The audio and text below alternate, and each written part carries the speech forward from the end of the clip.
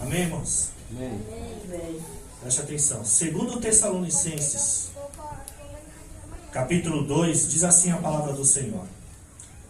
Irmãos, quanto à vinda de nosso Senhor Jesus Cristo e a nossa reunião com Ele, rogamos a vocês que não se deixe abalar e nem alarmar tão facilmente, quer por profecia, quer por palavras, quer por carta supostamente vinda de nós, como se o dia do Senhor já tivesse chegado. Não deixe que ninguém os engane de modo algum. Antes daquele dia virá apostasia.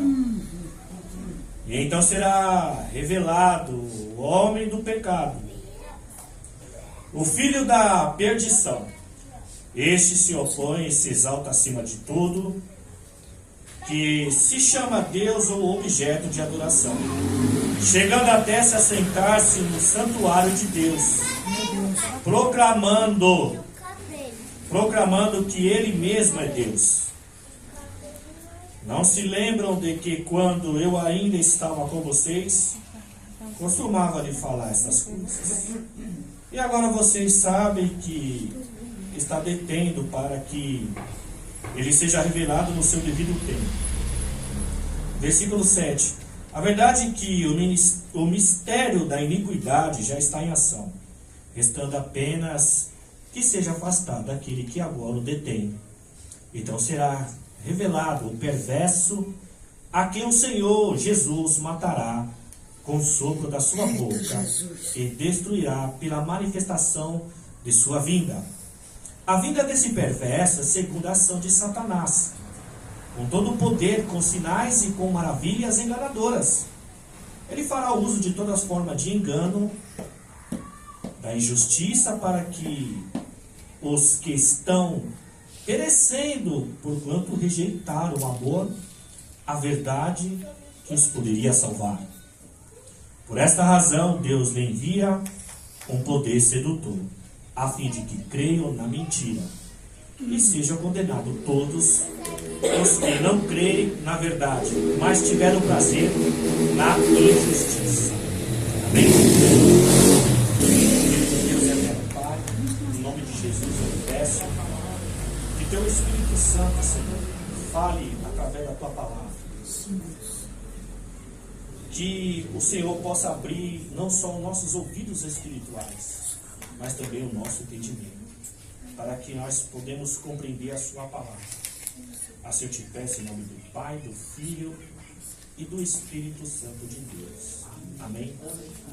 Amados irmãos, dando continuidade, falando a respeito do retorno de Jesus, da volta de Jesus em buscar a sua igreja, a igreja que verdadeiramente está firmada em seus alicerces, conforme a palavra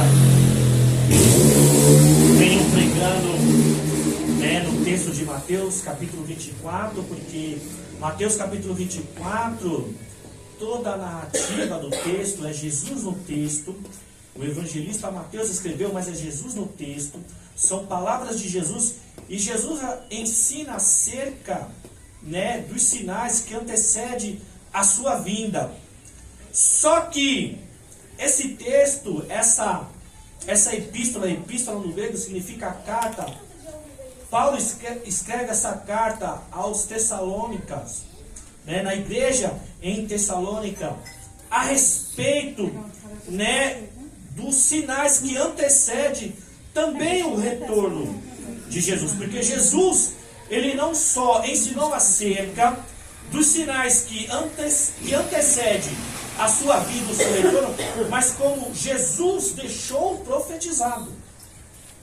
E Paulo, ele só reforça aquilo que Jesus já tinha profetizado acerca da sua vinda. Então, essa epístola, essa carta aos Tessalônicas, Paulo, ele está ensinando esta igreja que a volta, o retorno de Jesus, ele antecede com apostasia, enganos e sinais. E não é qualquer sinal, são sinais que são maravilhosos, operado até com prodígio, para que se engane aqueles, quando Paulo refere aqui na carta que nós lemos, que deixaram de crer na verdade e começaram a crer na mentira. Então, Paulo adverte que o Senhor enviará um espírito de sedução para seduzir aqueles que já abandonaram a verdade e estão dando credibilidade à mentira. Então, o próprio Senhor vai enviar o espírito do engano. E nós, como igreja de Cristo, temos que ter o discernimento para poder discernir os espíritos dos enganos que estão atuando nas igrejas, na vida de muitos líderes, entre tantas e tantas denominações. Porque veja que Paulo diz no versículo 3: não deixe que ninguém os engane, de modo algum. Antes daquele dia virá apostasia. Então será revelado o homem do pecado, o filho da perdição. Mas qual o alerta aqui, o que chama a atenção, quando Paulo escreve essa carta, essa epístola aos Tessalônicos? Em 2 Tessalonicenses, no capítulo 2, no versículo 3. Olha o que destaca aqui: não deixe que ninguém os engane de modo algum. Ou seja, Paulo adverte desde a sua época, escrito para nós nos dias de hoje, para que nós, como igreja de Cristo, venha a ter cuidado com os enganos que estão dentro das igrejas. Veja que eu não estou querendo pregar contra as igrejas, entre tantas denominações que diferem as igrejas. Porque a igreja é uma só, porque a igreja é um único corpo formado por membros. Ou seja, esses membros formam um único corpo. O que difere são denominações. Como eu disse na mensagem de domingo passado, o que difere de denominações? Assembleia de Deus, Universal, Deus é Amor, Quadrangular, Renascer, Adventista, Batista, Testemunha de Jeová, Igreja Manancial, onde nós congregamos. Isso são as denominações que diferem, mas igreja é uma única só, que é o corpo, que é formada por muitos membros. E esses membros incluem a liderança, entre pastores, apóstolos, bispos, presbíteros, e assim sucessivamente. Então Paulo escreveu desde a sua época, há mais de 2000 anos atrás, alertando aquele povo, e para nós nos dias de hoje. Então Paulo chama atenção na questão do engano. Ele fala: tome cuidado, para que ninguém o quê? Os engane. Ou seja, não deixe que ninguém os engane, de modo algum. Só que Jesus, ele já tinha profetizado a respeito. Lá no texto de Mateus capítulo 24. No versículo 4 e 5 de Mateus 24, Jesus diz o quê? Olha, tome cuidado para que ninguém os engane, porque muitos virão em meu nome dizendo: eu sou o Cristo, e enganarão a muitos. Então Mateus 24, versículo 4 e 5, então Jesus já deixou profetizado: olha, cuidado para que ninguém os engane. E aí Jesus conclui que muitos virão em meu nome dizendo: eu sou o Cristo, e enganarão a muitos. É muitos. Jesus não dá um número exato, ele fala que é muitos. E o engano é tão sério no nosso meio, como eu já tinha falado nas mensagens anteriores, que hoje Satanás não precisa tirar o crente da igreja. Hoje, Satanás não precisa tirar o crente dentro das igrejas, não, irmãos. Satanás mudou a estratégia. Porque, como eu já disse, é um ser espiritual inteligente, com muita sabedoria, e que conhece as escrituras maior do que qualquer pastor. O inimigo conhece as escrituras de frente para trás, de trás para frente, irmão. Ele conhece a Bíblia mais que qualquer teólogo neste mundo. Porque ele é um ser espiritual dotado de sabedoria e de inteligência. Ezequiel 28:12 fala de uma das suas características. Ele é modelo da perfeição, cheio de sabedoria e de perfeita beleza. Então ele não é qualquer ser. Então, como ele é um ser estrategista, estratégico e grande observador, então hoje ele não precisa tirar nós dentro das igrejas. Ele não precisa fazer que os crentes não venham mais para a igreja. Ele só precisa mudar os ensinamentos. Ele só precisa mudar as mensagens que são pregadas. Ele só precisa, colocar na mente e no coração de muitos líderes a forma de transmitir a mensagem e de ensinar o cristianismo. Porque nem tudo que é pregado é o verdadeiro evangelho, o evangelho genuíno. Nem tudo que é ensinado é o verdadeiro ensino de Cristo. Porque a mensagem do evangelho é para o arrependimento. É para mostrar ao pecador que ele precisa se arrepender dos seus pecados e se converter a Cristo. Os ensinamentos da doutrina da palavra do Senhor é para nós ensinar a como seguir a Cristo, a como caminhar com Cristo, a como permanecer em Cristo. É por isso que pregamos e ensinamos o cristianismo. Pregamos o evangelho e ensinamos o cristianismo. Pregamos o evangelho para o pecador se arrepender e ensinamos o cristianismo para ensinar o pecador a seguir a Cristo. Porque não é de qualquer maneira e não é de qualquer forma, não é de qualquer jeito. A pregação do evangelho é chamar o pecador, então venha como está. Os ensinamentos do cristianismo é para nos ensinar a como nós devemos viver uma vida com Deus. Só que este evangelho, este cristianismo, está muito fora do verdadeiro evangelho, do evangelho genuíno. Por que evangelho genuíno? Porque a palavra genuína do hebraico significa que não pode ser falsificado, não pode ter falsificação. Ele é autêntico e verdadeiro. Ou seja, ele não pode ter mistura. Ele não pode ter sujeira. Não pode ser contaminado. Não pode ser misturado. Tem que ser puro. Tem que ser limpo. Tem que ser verdadeiro. Esse é o evangelho genuíno. Mas Paulo adverte: não deixe que ninguém vos engane. Jesus alerta: cuidado para que ninguém vos engane. E é tão sério a questão do engano, que Jesus em Mateus 24, versículo 11, ele fala: olha, e numerosos falsos profetas surgirão e enganarão a muitos. São palavras de Jesus. Ele adverte, ele profetiza. E Paulo, depois que se converte ao cristianismo, ele alerta nessa carta de 2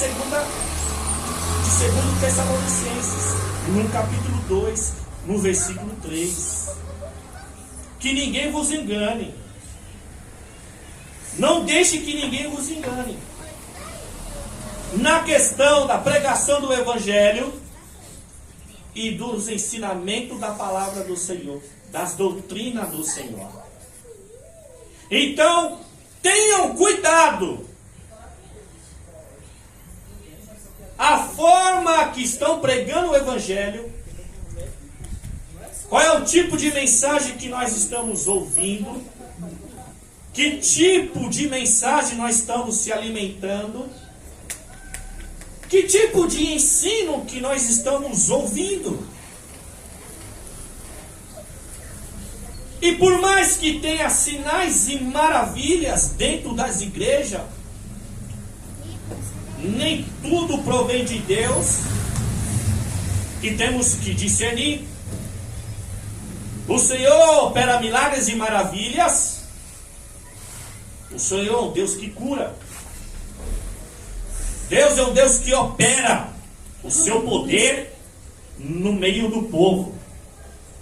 Mas Jesus adverte, Mateus 24:11, e numerosos falsos profetas surgirão e enganarão a muitos. E falsos profetas não está só relacionado nas profecias, de profetizar algo errado, ou seja, de errar uma profecia. Porque o falso profeta ele pode também acertar as profecias. Mas onde está o engano? Nas mensagens e nos ensinos. Nas mensagens e nos ensinos. Por quê, pastor? Porque, como eu disse no começo, a pregação do evangelho é para chamar o pecador, confrontar o pecador, para que haja arrependimento. Por quê? Porque se o pecador não é confrontado, como ele vai se arrepender? Como que o pecador vai se arrepender dos seus pecados, ouvindo só palavra que bajula você, que emociona você, que alegra você, que sobe você no pedestal, que te coloca você lá no alto? Como que o pecador vai saber que ele é pecador, que ele precisa se arrepender dos seus pecados, se ele ouve palavras de bajulação? Se a palavra está sendo ensinada, só que muitos que ensinam, não ensina para a glória do Senhor, ensina para a sua glória, porque muitos ensinam a palavra na questão de ter reconhecimento do homem, ser aplaudido pelo homem, por causa do seu intelecto, por causa do seu ensino acadêmico, por ter uma base teológica acadêmica. E muitos, por ouvir só esse tipo de ensino, ou seja, esse ensinamento só traz informação e um certo conhecimento, mas não leva muitos ao arrependimento. E é o que precisa nos dias de hoje. Porque todos nós, irmãos, até eu mesmo que estou pregando e vocês que estão ouvindo, precisamos arrepender dia após dia. Porque a coisa é séria, irmão. Na época de Noé, quando Deus usou Noé para pregar o arrependimento, e o povo não quis, né, se arrepender, Noé pregou durante 100 anos, irmãos. Não foi 10, não foi uma década, não foi 50 anos, foi um centenário, irmão. 100 anos pregando a mesma coisa. A mensagem não mudou. O Senhor colocou na boca de Noé que aquele povo da sua época precisava arrepender dos seus pecados, porque o coração do homem era inclinado para a maldade.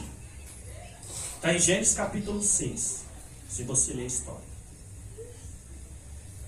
Foram 100 anos, irmãos, pregando a mesma coisa. Se arrependa, porque Deus vai mandar o juízo sobre a terra já está sob julgamento, e o julgamento do juízo de Deus era o dilúvio. 100 anos pregando a mesma coisa. E Jesus, quando nasceu, e Jesus começou seu ministério, a pregação de Jesus, Mateus 4, versículo 17. Arrependei-vos e convertei-vos, porque já é chegado o reino de Deus. Depois da morte e ressurreição de Cristo, Os discípulos deram continuidade e a pregação não mudou, irmãos.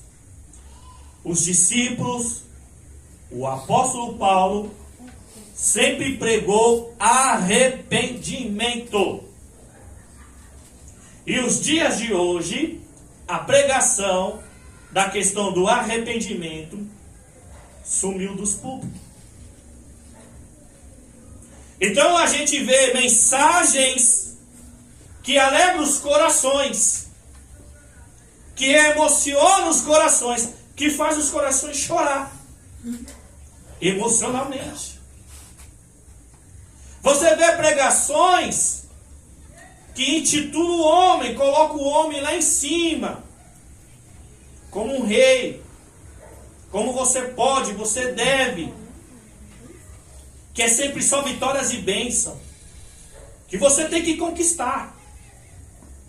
Não sou contra a vitória nem bênção, meus irmãos, porque Deus é um Deus de vitória, Deus é um Deus que abençoa. Só que a mensagem do Evangelho não é só baseado de vitórias e bênção e de curas e milagres. Mas o Evangelho, Mateus, Marcos e Lucas e João, lógico que relata que Jesus, ele curou, Jesus operou milagres de maravilha, mas a mensagem de Jesus era arrependimento. Jesus operou milagres e maravilhas, expulsou demônios.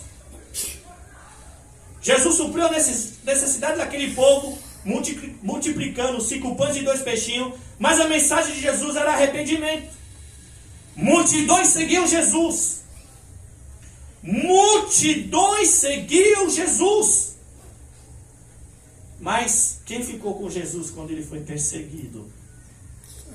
Quem ficou com Jesus quando chegou os dias maus? Nem os seus discípulos que eles tinham escolhido o abandonaram. Quem dirá nós, irmãos? Porque se a pregação do Evangelho, o ensinamento do cristianismo, promovesse a glória do homem, como está sendo hoje, que os homens são reconhecidos, são aplaudidos, são renomados, pregadores itinerantes, nada contra, mas a pregação de Jesus levou ele à crucificação e morte de cruz. As pregações dos discípulos levaram eles também à perseguição, à açoite, à prisão, à morte, jogado dentro de, como que eu posso dizer, no Coliseu, onde as feras os devoraram. Outros foram crucificados.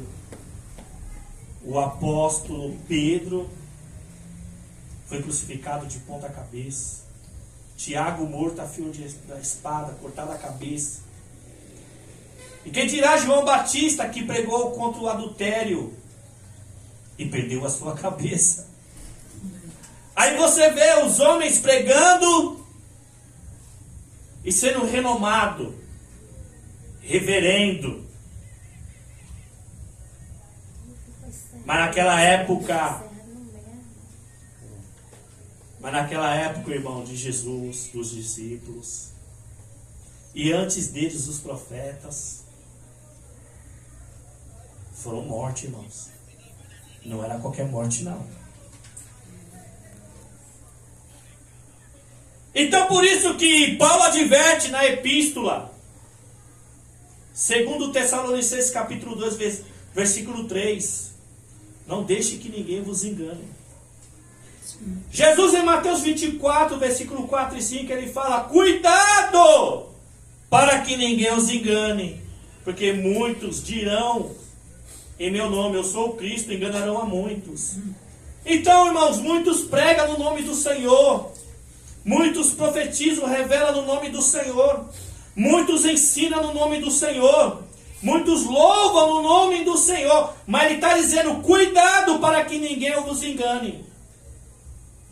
Mateus 24, 11, Jesus está dizendo, ou seja, ele está reforçando o que ele já tinha falado nos versículos 4 e 5 em Mateus 24.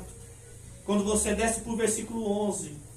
E numerosos falsos profetas surgirão e enganarão a muitos. É numerosos, irmãos. Não é qualquer um. Falso profeta aqui, não, como eu já disse, não está relacionado só porque ele profetiza ou revela. Mas falso profeta aqui é o que traz falsos ensinos, falsas mensagens, irmãos.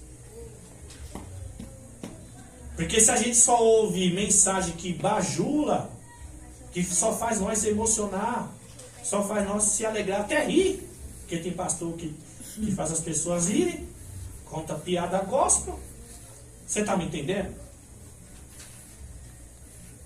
Tudo isso está relacionado ao engano. E não é qualquer engano. Então, irmãos, por mais que Deus ele venha abençoar, fazer prosperar, curar, operar milagres e maravilhas, mas se a gente não viver uma vida de arrependimento, irmãos, nós corremos o risco de perder a salvação. Como aquele povo no deserto deixou de entrar na terra prometida, a nova Canaã, que mana leite e mel. Porque Deus usou Moisés, o seu servo, para conduzir o povo. E conduzir o povo, e Deus era com ele. Como que Deus era com ele? Coluna de nuvem durante o dia, por causa do calor do deserto. E coluna de fogo perante a noite, irmãos. O maná caia do céu, põe carne. Deus supriu a necessidade do povo. Ele supriu, irmãos. E outra coisa, Deus era com ele, através da coluna de nuvem e coluna de fogo. Mas por causa da rebeldia, por causa da murmuração, por causa da idolatria, por causa da imoralidade, ou seja, a conduta e o estilo de vida daquele povo não agradou os olhos do Senhor, e ele matou mais de 2 milhões de pessoas no deserto. Então não é só no Novo Testamento, isso é desde a antiguidade. Ou nós vivemos uma vida de arrependimento, ou nós perecemos. Então o Evangelho não é brincadeira, não é piada. Então o Evangelho não é para só te bajular. O Evangelho não é só para suprir as nossas necessidades. Deus não é um Papai Noel que atende só os nossos desejos. Então Paulo está advertindo. E tem mais, ele fala aqui no versículo 2, versículo 3, 2 Tessalonicenses 2:3. Não deixe que ninguém os engane de modo algum. Antes, presta atenção, antes daquele dia virá a apostasia. Então o que Paulo está querendo dizer? Antes daqueles dias é o retorno de Jesus, é a volta de Jesus. Ou seja, os sinais que antecedem a volta de Jesus, virá a apostasia. Mas pastor, o que é apostasia? Eu defino para você. Apostasia é a renúncia, ou seja, é o ato de renunciar partidos, doutrinas e teoria. É a renúncia da religião e o abandono da fé cristã em questão de valores, princípios, crenças e doutrina. Isto é apostasia. Então, a apostasia é referente ao afastamento da vida cristã. Porque nós somos cristãos. Então a apostasia é se apostatar da fé. Ou seja, é renunciar à fé genuína, verdadeira. Porque quando a vida está tudo bem, é fácil permanecer na presença do Senhor dando glória. E querer trabalhar em seu reino. Mas e quando vem o vento? A tempestade? O vendaval? As tentações? O dia mau? Será que temos o mesmo vigor de glorificar, adorar e de fazer em prol do seu reino? Paulo adverte sobre a apostasia, ou seja, a renúncia, né, da religião, da crença, o abandono da fé cristã, de princípios e de valores, ou seja, é se afastar dos princípios e valores do Evangelho, porque Deus criou leis e princípios. Leis são seus mandamentos, princípios são suas doutrinas, que eu e você devemos seguir. É fácil? Não. Mas devemos perseverar. É fácil? Não, porque Mateus 16, 24, foi Jesus que disse: quem quiser me acompanhar, quem quiser me seguir, negue-se a si mesmo, toma a sua cruz e siga-me. Jesus não obriga ninguém a segui-lo. Jesus não obriga ninguém a ficar na sua presença. Mas se lembra que Ele morreu por mim e por você na cruz. Ele derramou o seu sangue para que nós venha a se arrepender, para que nós venha a viver conforme a sua palavra, os seus mandamentos, as suas doutrinas. Mas por que está acontecendo esse engano?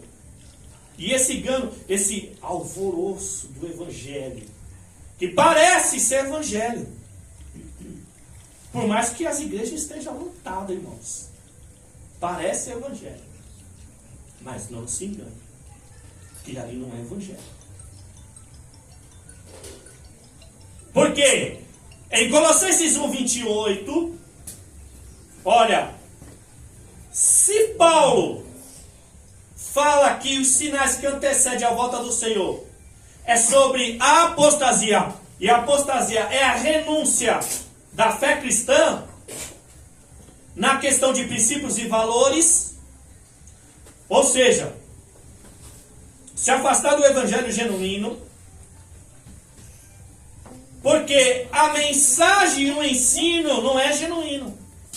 A mensagem que é pregada e o ensino que é ensinado não é genuíno, não é verdadeiro. Por quê? Tanto a pregação do evangelho genuíno e o ensinamento da doutrina genuína tem que gerar fé em nós. A nossa fé tem que aumentar. Porque Romanos 10, 17, a fé vem por ouvir a palavra do Senhor. Então a pregação do Evangelho, o ensinamento da doutrina do Senhor, tem que nos aproximar cada dia mais de Deus. Ou seja, tem que despertar o desejo por Deus. Se nós estamos dentro de uma igreja e ouvimos a palavra do Senhor, e nós não sentimos vontade de querer conhecê-la cada vez mais, tem algo errado. Se os ensinamentos da palavra do Senhor não levam nós a viver uma vida de arrependimento e de sentir mais sede por esse Deus, tem alguma coisa errada, irmãos. Porque Paulo, lá em Colossenses 1, 28, ele diz assim, ó: nós proclamamos e advertimos, ensinamos a cada um com toda a sabedoria, para apresentar o homem perfeito a Cristo. O que é proclamar? É anunciar o Evangelho, pregar o Evangelho. E é com toda a sabedoria, ou seja, ensinar a doutrina. Mas a sabedoria aqui, ela não é intelectual, só a inteligência e a capacidade humana. Porque quando o pregador fala e prega, ele fala pelo Espírito, e o Espírito induz a ele pregar as palavras de Deus, não o conhecimento teórico, acadêmico, humano. Porque quem convence o pecador do pecado, da justiça e do juízo é o Espírito Santo. Está em João capítulo 16. É o Espírito que convence o pecador. É o Espírito Santo de Deus que atrai o pecador ao arrependimento, ou seja, para a presença do Senhor. Então não é através do intelectual, do conhecimento acadêmico, que o povo vai se arrepender. Não é através do intelectual, acadêmico, que nós vamos viver em Cristo uma fé que gera amor. E é o que falta nas igrejas. A fé que gera amor. Porque a comunhão dos irmãos, a reunião dos irmãos de reunir e adorar a Deus, é para que a gente viva em harmonia, em amor, compreensão, tolerância, perdão e de suportar uns aos outros. Mas isso não é ensinado porque a pregação não é mais genuína, o ensino não é mais genuíno. Ou seja, o povo está ouvindo uma falsa mensagem, aprendendo um falso ensino e não estão tendo mais discernimento. E por isso que o povo vive o evangelho de engano. Amado, é fácil viver um evangelho que te dá riqueza, prosperidade, fama, glamour. É fácil, irmão. E não é porque está viajando para lá e para cá que tudo é Deus. Porque a promessa de riqueza dessa terra, quem fez foi Satanás, não foi Jesus. Nossa, pastor. Está lá em Mateus capítulo 4. Jesus foi tentado no deserto. 40 dias. E após a tentação, Satanás levou a ele ao pináculo do templo. Ele mandou Jesus pular do pináculo do templo. Que está escrito na palavra que dará ordem aos seus anjos ao teu respeito, que é o Salmo 91. Ele usou a própria palavra para confrontar Jesus. E depois levou Jesus ao monte muito alto. E sabe o que Satanás disse para Jesus? Satanás disse para Jesus: se prostrar, me adorar, eu lhe darei todo o reino do mundo. Porque o reino do mundo foi entregue a Satanás, por causa do pecado de Adão e Eva. Por isso que a Bíblia diz em 1 João 5,19 que o mundo está sob o poder do maligno, sob a influência de Satanás. Então o reino desta terra é de Satanás. E ele ofereceu a Jesus: se me prostrarem em adorar. Em outra linguagem, sabe o que Satanás disse para Jesus? Se você me prostrar e me adorar, eu te dou riqueza, sexo e dinheiro. E muitos estão pregando, pastoreando, por causa da riqueza e do poder. Quando eu falo poder, eu falo de autoridade, reconhecimento. Mas hoje a igreja não tem mais discernimento. A igreja não consegue discernir uma mensagem genuína. A igreja hoje não consegue discernir um ensino verdadeiro. Está nesse oba-oba de cantoria, cantoria, cantoria, cantoria. Vigílias, campanhas, congressos, seminário. E os escândalos continuando. É só aumentando, nunca para. Então tem alguma coisa errada. Amado, leia Atos capítulo. Leia o livro de Atos. Pega o livro de Atos. Não sei se vocês leem a Bíblia diariamente. Eu não sei qual livro você está lendo. Para tudo, começa a ler o livro de Atos para você ver. O Espírito Santo matou Safira e Ananias só porque mentiu, irmão. Só por causa de uma mentirinha. E o povo teve temor. Mas por que Deus permite todos esses escândalos? Porque ainda não chegou o dia do juízo. Ainda não chegou o dia do juízo. Atos 17:31, Deus reservou um dia que há de julgar todos os homens. Ele reservou esse dia. A ninguém sabe. Romanos 14:12 diz que cada um de nós prestará conta de si mesmo a Deus. Só que, 2 Coríntios 5:10, Paulo adverte que todos nós há de comparecer perante o tribunal de Cristo para receber cada um conforme as obras praticadas por meio do corpo, quer seja boas, quer seja má. Aí é a igreja, aí é a liderança. eu vou prestar conta naquele dia. Eu não sou pastor, vou estar diante do Senhor, eu vou prestar conta de cada um de vocês, de cada pessoa que eu preguei, que eu ensinei.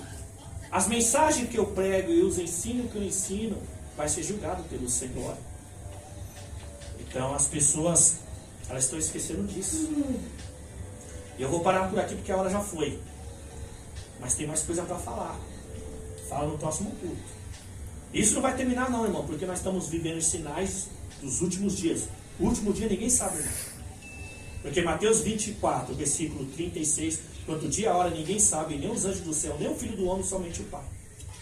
Mas nós estamos vendo com nossos próprios olhos os sinais dos últimos tempos, com esse dano na igreja, com a multiplicação da iniquidade, dessa sociedade ímpia sem Deus, dessas guerras, dessa crise política, dessa crise financeira e econômica.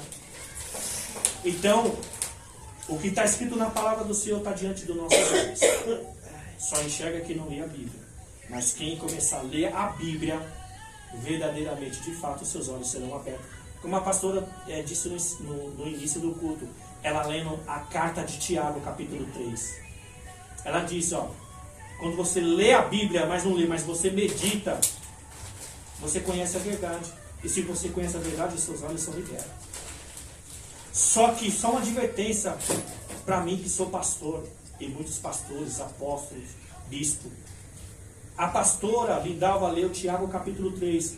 Lembra do versículo 1? Que Tiago diz? O que ele adverte? Cuidado, não sejam muito vocês mestres, porque nós que ensinamos seremos julgados com maior rigor. Ai de mim naquele dia diante do Senhor. Mas muitos pastores não pregam dessa forma. Tiram deles da reta. Mas mal sabe que um dia ele vai estar diante do Senhor. Cedo ou mais tarde, todos nós vai estar diante do tribunal de Cristo. Diante do Deus vivo. Para prestar conta das nossas obras. Amém? No próximo culto eu continuo em nome de Jesus. É tudo bem,